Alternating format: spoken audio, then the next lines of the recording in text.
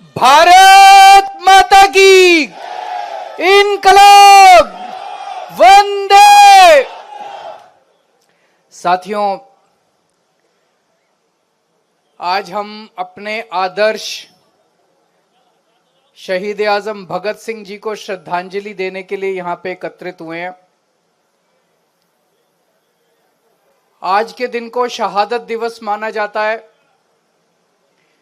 क्योंकि तीन बहुत बड़े स्वतंत्रता सेनानी भगत सिंह, सुखदेव, राजगुरु, तीनों को आज ही के दिन फांसी की सजा दी थी अंग्रेजों ने, और वो हंसते हंसते फांसी के फंदे को उन्होंने चूम लिया।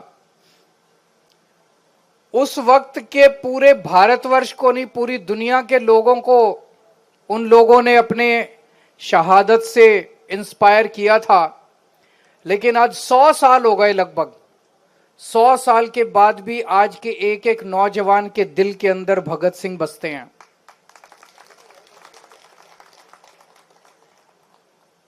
हमने भगत सिंह को और बाबा साहब अंबेडकर को अपना आदर्श माना है। भगत सिंह ने कहा था कि मेरा मकसद केवल अंग्रेजों को देश से बाहर निकालना नहीं है, मेरा मकसद एक नया समाज गठित करना है जहां सबको बराबरी का अधिकार हो, गरीबों को उनका हक मिले, कोई गरीब ना रहे, सबको अच्छी शिक्षा मिले, अच्छी स्वास्थ्य सेवाएं मिले, सबको बरा जाति धर्म की भेदभाव नहीं होना चाहिए। उन्होंने कहा था कि अगर हमने ऐसे समाज का निर्माण नहीं किया तो अंग्रेजों के बाद ये गोरे अंग्रेज चले जाएंगे और काले अंग्रेज आके बैठ जाएंगे। उनको पता था कि ये होने वाला है। सोचो, उन्होंने 100 साल पहले बोल दिया था और आज हमारे देश के अंदर वही हो रहा है। जो जो सपने स्वतंत्रता सेनानियों के मन में थे और जिन सपनों के लिए उन लोगों ने अपनी जान की कुर्बानी दे दी, इतने अत्याचार बर्दाश्त किए, आज उनका एक भी सपना पूरा नहीं हो रहा। एक भी उल्टी दिशा में गंगा बहनी चालू हो गई है। मैं आपको एक छोटा सा उदाहरण देना चाहता हूं। बस बात बहुत छोटी है लेकिन संकेत बहुत बड़ा है। आप लोगों ने एक किताब है, पढ़ी है कि नहीं पढ़ी मुझे नहीं पता, एक भगत सिंह जी के पत्र, भगत सिंह जी ने जो जेल से चिट्ठियां लिखी थी, उन्होंने अपने पिताजी को चिट्ठी लिखी थी, उन्होंने अपने साथियों को चिट्ठियां लिखी थी, उन्होंने जेल से कई लोगों को चिट्ठियां लिखी थी।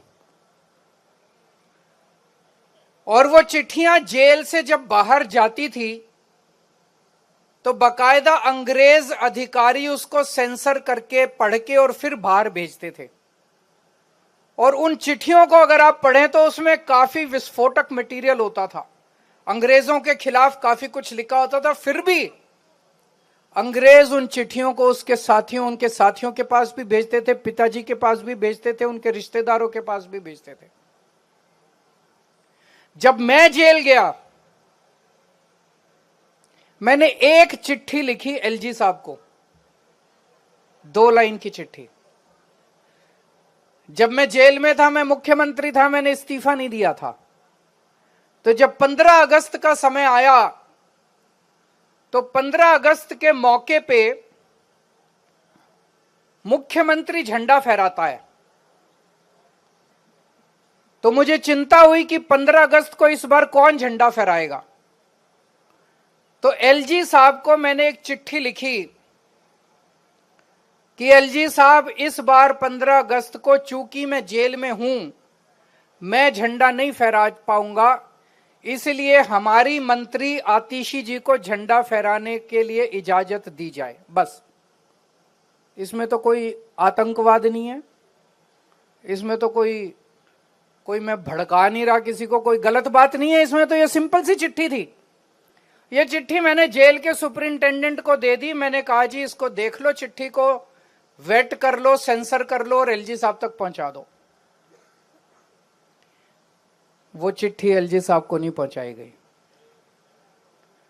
और मेरे को अगले दिन शो कॉज नोटिस मिला कि आपको हिम्मत कैसे हो गई ऐसी चिट्ठी लिखने की।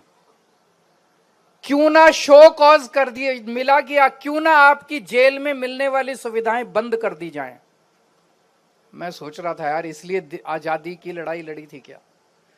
अंग्रेजों ने भगत सिंह जी को हर किस्म की चिट्ठी लिखने की आजादी दी। सारी चिट्ठियां पढ़ना, वो किताब बड़ी शानदार, मैंने जेल में पढ़ी थी भगत सिंह की चिट्ठियों की किताब, जो उन्होंने जेल से चिट्ठियां लिखी थी बाहर।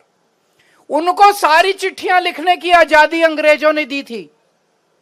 मैं 2 लाइन की चिट्ठी मैंने एलजी साहब को लिखी, वो भी एक तरह से फॉर्मेलिटी वाली चिट्ठी थी। उस चिट्ठी के एवज में मेरे को शो कॉज नोटिस जारी कर दिया। अरे तो तुम तो अंग्रेजों से भी बदतर हो यार। क्या इसलिए देश की आजादी लड़ी थी? आज भगत सिंह की आत्मा अगर आसमान में होगी तो वो क्या सोच रही होगी, आंसू बहा रही होगी भगत सिंह। इसीलिए मैं फांसी चढ़ा था। भगत सिंह सोच रहे होंगे इसीलिए फांसी चढ़ा था मैं। हमारे पार्टी ने निर्णय लिया कि हमारे 2 आदर्श हैं,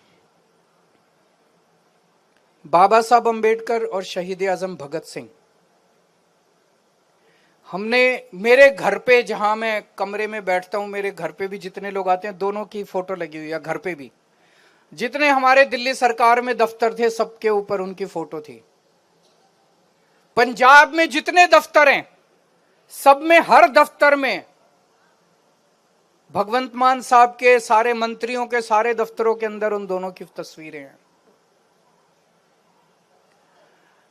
दिल्ली में सरकार बनने के बाद सबसे पहला काम नई सरकार ने क्या किया? उन दोनों की तस्वीरें हटाने का काम किया। जैसे सबसे बड़ा काम यही था। हम लोग तो सोच रहे थे सरकार बनने के 24 घंटे में वो कहेंगे कि 2500 रुपए का ऐलान करेंगे, सिलेंडर देंगे, कुछ कुछ कर। उन्होंने केवल सबसे पहला काम 48 घंटे के अंदर, 2 दिन के अंदर ये किया, बाबा साहब अंबेडकर की और शहीद आजम भगत सिंह की तस्वीर हटा दी उन्होंने। मेरे को तो बहुत तकलीफ हुई, मुझे तो बहुत तकलीफ हुई। उनकी जगह उन्होंने अपने नेताओं की तस्वीर लगा दी। मैं आपसे पूछना चाहता हूं कि क्या शहीद आजम भगत सिंह और बाबा साहब अंबेडकर से बड़ा इस देश के अंदर कोई बलिदानी हो सकता है, बलिदान देने वाला हो सकता है? जिन्होंने देश की आजादी के लिए इतनी बड़ी कुर्बानियां दी, इतने संघर्ष दिए, उनको हम इस तरह से भूल जाएंगे, उनकी तस्वीरें हटा देंगे? जब हम लोगों ने ये तस्वीरें लगाई थी, जब ऐलान किया था, निर्णय लिया गया था आज से कुछ साल पहले, तो कांग्रेस पार्टी ने और उनके समर्थकों ने हमारी बड़ी निंदा की थी। उन्होंने कहा था इन्होंने गांधी जी की तस्वीर नहीं लगाई, गांधी जी का अपमान किया, गांधी जी की तस्वीर नहीं लगाई। लेकिन जब बीजेपी वालों ने इन दोनों की तस्वीरें हटाई तो कांग्रेस कुछ नहीं बोली। मुझे बड़ी तकलीफ हुई। तो उनको ना तो गांधी जी से प्यार है ना इनसे प्यार है। ये तो घालमेल चल रहा है इन दोनों के बीच में, है कि नहीं है? इनको किसी से प्यार नहीं है। एक शब्द नहीं कांग्रेस वालों ने बोला, कांग्रेस के समर्थकों ने बोला कि बीजेपी गलत कर रही है। अभी मैं जब आया सोशल मीडिया पे, ट्विटर पे एक वीडियो देख रहा था मैं। उस वीडियो में एक महिला बस में चढ़ी अभी और उसने कंडक्टर से पिंक टिकट मांगी। कंडक्टर ने देने से मना कर दिया। कंडक्टर ने बोला कि हमें ऊपर से आदेश आया है कि जिन जिन महिलाओं के पास फोन है उनको टिकट नहीं देनी, वो फोन पे ऐप डाउनलोड करके ऐप से टिकट ले ले। कितनी महिलाएं ऐप डाउनलोड करेंगे? कौन महिला टिकट लेगी? प्रधानमंत्री जी कह के गए थे कि कोई भी सुविधा बंद नहीं की जाएगी। मैं उन्हें अपील करना चाहता हूं कि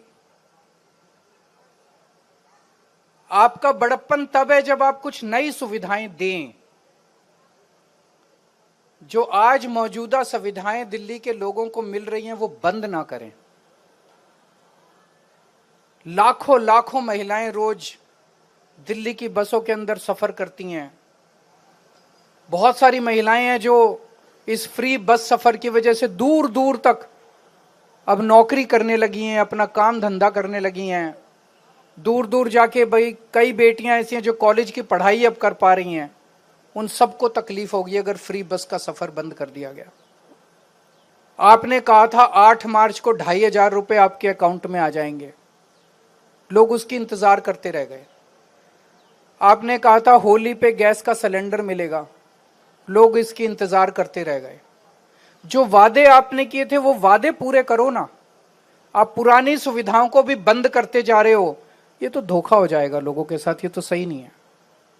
तो मेरी आप सब लोगों से, खासकर आम आदमी पार्टी के कार्यकर्ताओं से आज शहादत दिवस के अवसर पर निवेदन है, अपील है कि हमारी पार्टी सत्ता के लिए नहीं आई थी, सत्ता से पैसे, पैसे से सत्ता, इसके लिए नहीं आई। हमारी पार्टी बाबा साहब अंबेडकर और शहीद आजम भगत सिंह के सपनों को पूरा करने के लिए आई है।